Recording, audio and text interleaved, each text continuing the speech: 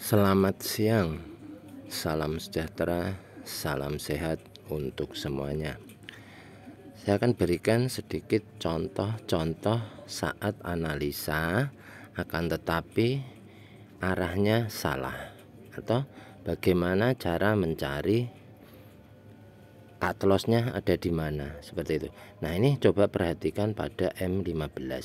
Dari atas ini nampak tidak ada setup candlestick arah kuku sell. Apabila mencari sell, pastinya hanya sebatas koreksi. Apabila di bawah floating, wajib melakukan cut loss apabila tidak menggunakan SL. Ini contoh, bisa digeser, cari mana yang melepasi mid BB, makanya itu zigzag sell. Apabila tidak ada, berarti entry sell-nya hanya sebatas koreksi. Nah, contoh di sini, ini yang kejadian semalam.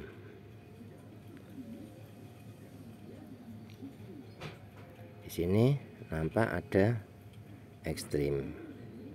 Nah, contoh di situ aja, itu kejadian semalam, penurunan yang habis naik tinggi langsung kembali turun ke bawah. Nah,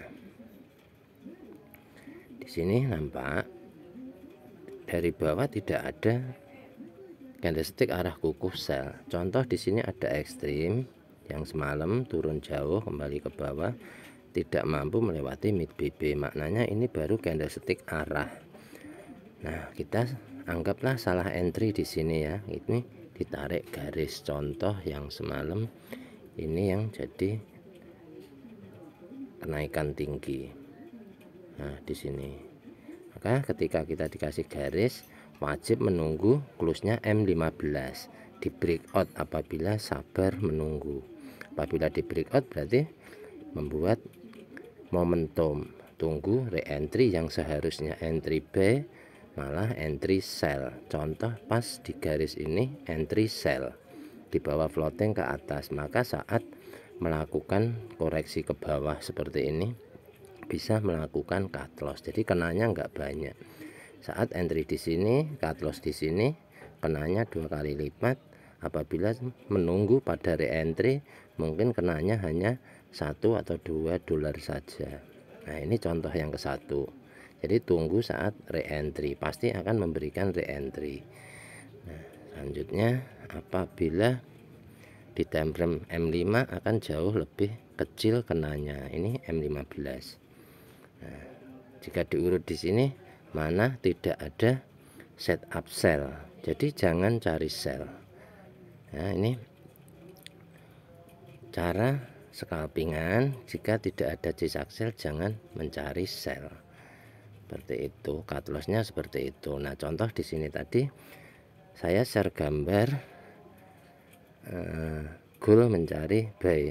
Ini ada ekstrim, mesti tarik garis pastinya kan. Nah, ke bawah ini kan tidak ada candlestick arah kuku sell, makanya dia balik ini masih valid re-entry karena candle tidak mampu melewati MA5 10 mid BB. Ini valid re-entry, dia mencoba lagi naik. Nah, ini area re-entry-nya di sini, makanya saya tadi share M15. Jika tidak terjadi zigzag sell maka belum koreksi, maka ini kembali naik. Saya ada entry di sini. Nah, ini apabila ingin melihat jauh boleh di landscape seperti ini. Nah, ini kenapa mencari B, karena time frame-nya ini M15 dalam kenaikan ya. M15 MA50-nya tren dalam kenaikan. Nah, selanjutnya apabila mau melihat time frame besar seperti daily, nah, daily yang wajib di follow. Nah, sebelum trading pastikan ini dulu. Nah, ini trennya, ini tren dalam kenaikan. Sekarang ini naik melewati mid BB, maknanya candlestick arah kuku buy. Belum tentu habis close langsung koreksi, bisa dulu naik, bisa langsung ke top BB, ataupun sebelum top BB baru koreksi, seperti itu. Tapi dailynya pastikan tren dalam kenaikan. Nah, apabila mencari setup di sini, Ini setup di Sakbe pastinya menunggu reentry. Untuk daily kan lama, masih menunggu besok. Selanjutnya bisa berkecil di time frame-nya H4. Apa yang berlaku di H4 pasti akan nampak. Nah, di H4 terjadi momen berterusan. Nah, jadi kalau entry sell, alasan atas dasar apa? Ini momentum B malah mencari sell. Kalau ada momentum B, ikut arah naik, maka akan selaras. Nah, ini M50 nya M50 sudah selaras dengan daily. Nah, ini momentum B. Selanjutnya bisa cek pada H1. Nah, apa yang terjadi di H1? H1 sama terjadi momentum B, naik ke atas terus. Nah, di sini ini sudah selaras, EMA 50 nya selaras. Nah, di sini EMA 5 dan EMA 10 selama belum ada breakout mid BB, tidak ada setup sell, maka mencari B. Jadi ini boleh di mapping ya. Malunya H4, malunya H1 ini untuk re-entry-nya dari time frame besar. Kalau sudah di time frame besar kayak gini, pastikan dari besar. Contoh mau lihat M5.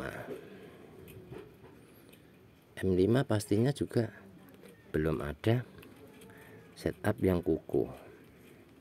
Nah, di sini bisa dikatakan ini masih reject karena candle tidak mampu melewati candle yang merah, yang hijau naik. Nah, ini belum mampu membuat momentum yang baru di M5. Berarti bisa koreksi dulu ke sini. Malunya M5. Jadi kalau di M5 cut lossnya juga nggak banyak. Misalkan entry di sini. Nanti misalkan terjadi candlestick arah kuku sell, pasti dia akan ada reentry. Saat reentry baru di cut loss. Contohnya kayak gitu. Jadi kenanya nggak banyak. Ini wajib. Jika nggak memasang SL, marginnya dibatasi, lakukan cut loss. Itu udah cara terbaik. Kenanya nggak banyak di time frame kecil. Tapi kalau mengacu time frame besar, posisi floating ditahan, kenanya nggak kira-kira ya, kena gede banget. Nah, kalau di H4 kan mencari buy ini, nggak ada mencari sell, nggak ada. Karena apa? Momennya momentum buy. Jadi misalkan turun, tunggu di area malu. Nah, ini cara cut loss pada time frame kecil. Memindahkan entry time frame besar ke time frame kecil berarti berubah menjadi scalpingan. Maka apabila ada entry pada H4, nyarinya buy. Time frame kecil hanya untuk mengisi time frame yang lebih besar. Contoh tidak menemukan setup mulai dari daily H4 H1, coba buka mulai dari weekly. Nah, weekly H4 M15 pasti akan selaras dan sangat enak untuk dilihat. Nah, ini weekly momentum B. Selanjutnya ambil reentry. Nah, ini kan sangat nampak. Jadi kenapa wajib cut loss? Mesti dipertimbangkan terlebih dulu.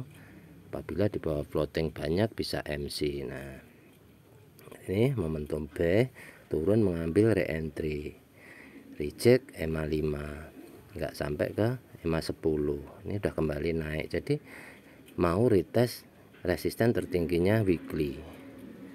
Nah, ini kenaikan mau retest volume tertingginya weekly. Apabila di breakout bisa naik lagi, cuman ini kan time frame besar. Cek pada H4, apa yang terjadi di H4. Nah, di H4 ini terjadi momentum B karena di sana dalam kenaikan, di weekly-nya dalam kenaikan, maka di sini ikut naik selaras dengan EMA 50. Di daily-nya EMA 50 tren dalam keadaan naik, maka ini naik. Selanjutnya bisa cari entry di M15. Ini sudah menjadi multi time frame-nya. M15 sebagai titik entry. Ini bisa jarak jauh kalau M15, tapi analisanya dari time frame gede, mau di hold panjang itu enggak apa-apa. Nah, di M15 tren dalam kenaikan, EMA 50 nya di bawah jauh, ini strong sekali kenaikan, maka nunggu di EMA 510. Saya ada entry di sini.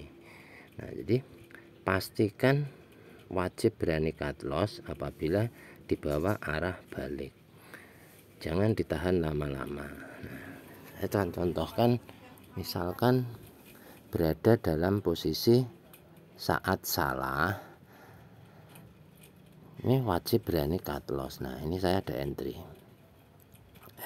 seperti yang saya share di grup, mencari B pada blok kuning sebagai titik re-entry.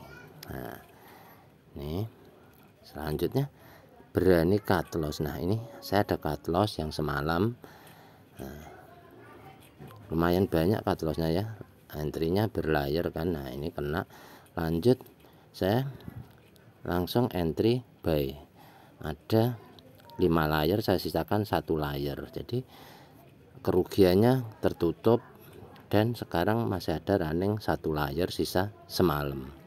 Jadi kalau emang salah entry, wajib berani menggunakan cut loss. Karena apa? Tidak memakai SL, marginnya dibatasi, jangan menggunakan margin besar. Makanya saya sarankan apabila punya margin besar, contoh 1000, jangan dijadikan satu akun, geser ke akun yang lainnya, maka akan safety. Karena apa? Apabila menggunakan margin besar pada satu akun, akan memancing atau memudahkan emosi. Saat emosi, salah entry, akhirnya MC. Apabila dengan margin kecil, maka akan konsisten, oh disinilah saya harus cut loss, maka hanya menghitung kerugian kecil. Ini juga sama prinsip saya, apabila di bawah terjadi candlestick arah kuku sell, saat re-entry saya akan cut loss. Jadi metode digunakan secara konsisten, maka nanti hasilnya akan konsisten. Jadi untuk analisa gold ini hari ini mencari buy, sellnya hanya koreksi, jadi ditunggu aja. Jadi kalau mau ngikut arah tren besar, gold mencari buy, boleh mencarinya di M15, boleh, mau di H4 boleh, karena H4 ini menjadi time frame ketiga, weekly, daily, H4. Nah, ini boleh mau di mapping di sini boleh. Apabila terjadi penurunan dalam, maka akan ke sini, akan dibawa ke malonya H4. Hanya saja ini kenaikannya strong banget, biasanya enggak sampai ke sini, hanya nyampe di H1. Coba bisa dicek apa yang berlaku di H1. Nah, ini biasanya hanya sampai di sini sudah kembali naik karena posisinya strong dalam kenaikan. Nah, kenapa bisa saya bilang strong? Jaraknya ini jauh banget ya, MA 5, 10 sama mid BB jauh, ini menandakan strong dalam kenaikan. Jadi untuk buyer gold mencari B, menargetkan volume tertingginya daily. Kurang lebihnya seperti itu, dan terima kasih, semoga bermanfaat.